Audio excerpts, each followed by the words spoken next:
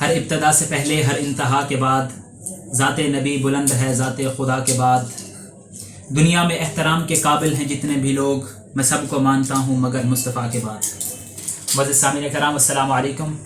جیسا کہ آپ کو معلوم ہے کہ میرا آج کا موضوع ہے سیرت النبی صلی اللہ علیہ وآلہ وسلم. آپ صلی اللہ علیہ وآلہ وسلم کی سیرت کی عظمت کے مختلف پہلو ہیں. ان میں سب سے پہلے آپ کی عظمت بحیثیت نبی.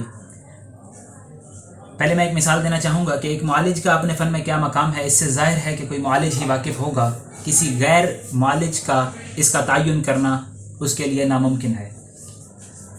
تو معلوم یہ ہوا کہ اگر کسی مقام کو بیان کرنا ہو، یا تو اس مقام پر یا اس سے اعلیٰ مقام پر فائز ہونا لازم ہے. تو نتیجہ یہ نکلا کہ نبی اکرم صلی اللہ علیہ وآلہ وسلم کی ذات کو بحیثیت نبی بیان کرنا ہمارے لیے ناممکن ہے. اس کے بعد آپ کی عظمت کا ایک پہلو ہے روحانیات کا، کہ اسی طرح روحانی اعتبار سے آپ صلی اللہ علیہ وآلہ وسلم کی عظمت کو بیان کرنا ہمارے لیے ناممکن ہے. اس کی مثال یہ ہے کہ آپ صلی اللہ علیہ وآلہ وسلم صوم وصال کرتے تھے، کہ ایک دن روزہ رکھتے تھے تو اس روزے کو دوسرے دن افطار کرتے تھے اور صحابہ کو منع فرماتے تھے. تو ایک دن ایک صحابی نے سوال کیا تو آپ صلی اللہ علیہ وآلہ وسلم نے فرمایا ایکم مثلی، کہ تم میں سے کوئی ہے میری مانند.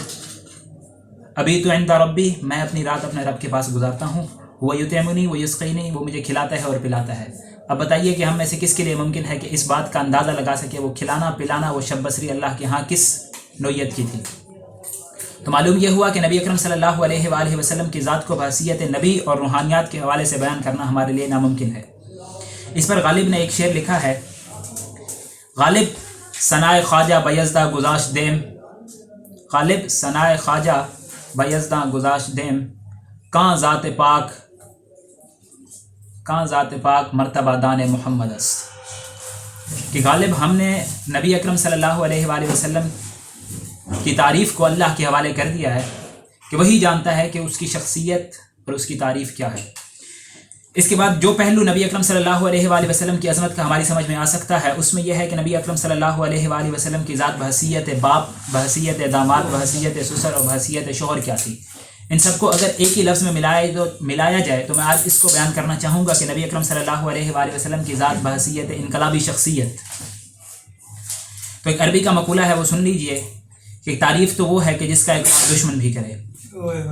1920 میں ایم این رائے جو کہ کمیونسٹ انٹرنیشنل کا ممبر تھا، اس نے ایک لیکچر دیا 1920 میں لاہور میں، دا ہسٹوریکل رول آف اسلام. اس میں وہ کہتا ہے کہ تاریخ انسانی کا جو سب سے بڑا انقلاب ہے وہ محمد عربی صلی اللہ علیہ وآلہ وسلم کا لایا ہوا ہے.